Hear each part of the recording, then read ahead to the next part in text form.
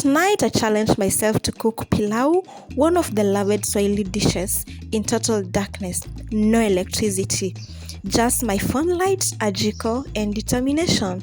But even in the countryside with all the struggle, the smell of pilau cooking in the cold night air hits different. So stay with me as I prepare this delicious Swahili dish. Don't forget to subscribe. So here I've put meat on my jiko to boil first as I prepare the ingredients on the other side. So here in the countryside, mostly we use jiko to cook our meals most of the time, even in the morning because it's always hot. So here I have already prepared my ingredients. As you can see, those are tomatoes, ginger and garlic, and Royco cube. For taste, you can choose not to use Royco cube, but for myself I always love using Royco cube because it enhances the taste. You can choose not to use. And I also have onions prepared on this other plate, as you can see. So that is how you chop them for pilau. That is my style. You can chop your style. So my meat here is ready. You need to boil it and put oil until it turns golden. As you can see, the meat should be golden. That's when you know it's going to have a good taste. So you keep on stirring until everything is well mixed, and after that I'm going to add in my onions to cook for a few minutes.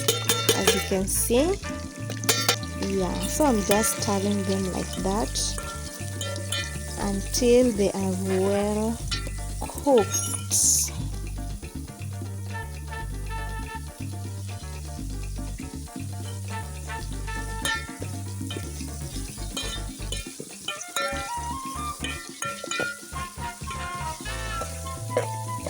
So make sure you cover the onions for like 2 to 3 minutes, and after covering them, that is how they turn out to be. So they are well cooked.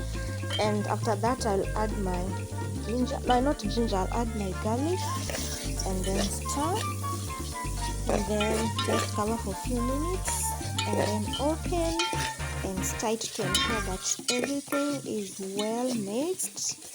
Okay, here you don't need to go fast. I just take your time, ensure everything is well cooked, well mixed. After that,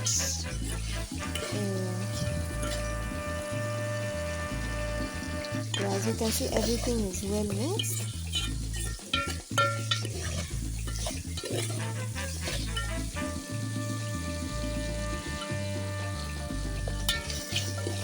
So after covering, everything is well mixed, as you can see. So after that, you go in with your ginger, grated ginger, and mix it as you see in the video. Mixing is where the all exam is. That is where the ingredients get well mixed, and the taste will just be so sweet. Well combined, well mixed, as you can see.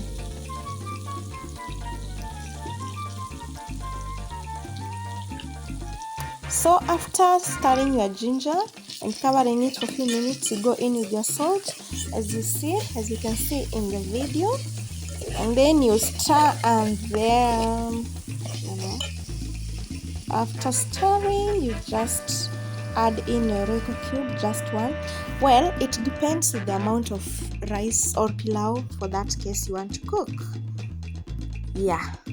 So I'm just going to grind it directly in the sufuria because one hand is holding the phone as I record, so it will be very tricky to bonda ama inaitwaje kubonda na mkono. Then after that I'm going to add in tomatoes. Slowly by slowly, just cover them, and then after covering them, you go in with your Irish potatoes. So you just cover the tomatoes for a few minutes, then you go in with the Irish potatoes. Then after covering the Irish potatoes, I'm just going in with my pilau masala mixed with black pepper. So here's the thing, you need to add your pilau masala directly into the meat or into the ingredients. Don't add your pilau masala on top of the water that's going to cook rice. No, you just add in directly and then you stir. Okay, you cover. So after adding your pilau masala, you cover it for just like 2 minutes, and then it should, the ingredients should come out looking like that. So that is after covering them. And I can just the smell. Oh my god, the smell in the darkness, in the countryside with no electricity. Oh my god. So I'm just going to add in water.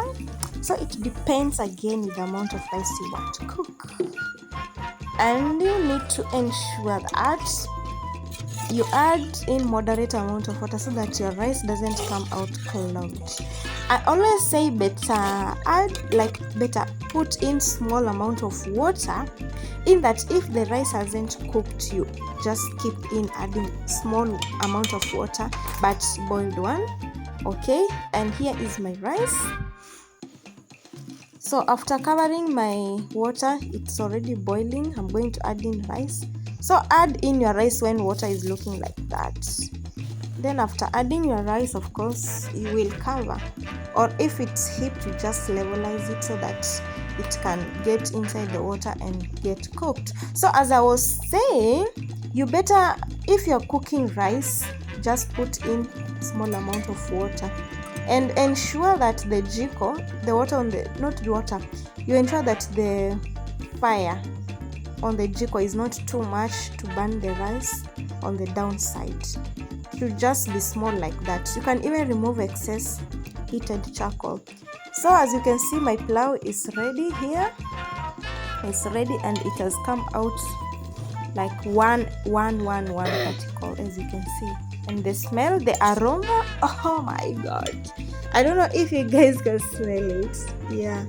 So back to my point, if you're cooking rice, you better add small amount of water. If it hasn't cooked, you can go in and add small amount of already boiled water. That way is better than adding excess water and cooking clogged rice, or rice ugali for that matter, for lack of a better word. So my pilau is ready here. I'm just mixing it so that everything is well mixed, the meat and the potatoes.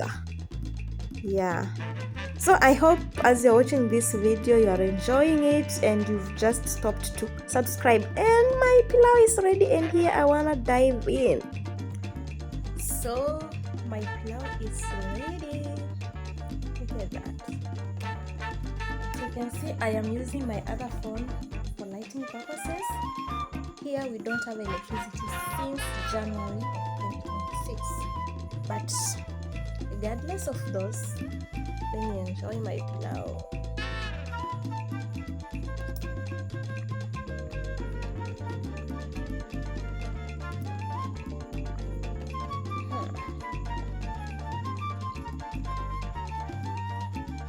How yummy.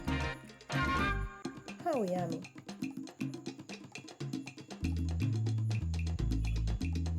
So if you follow that procedure of mine, I saw you will arrive at something that tastes like this. And I always believe it doesn't matter what type of rice you're using to cook your pilau. Each rice should come out as like in one particle, not clogged together as ugali. It should come out as one.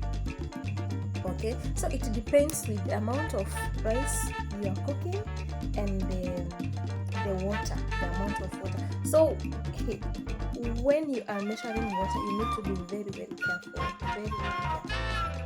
Okay, so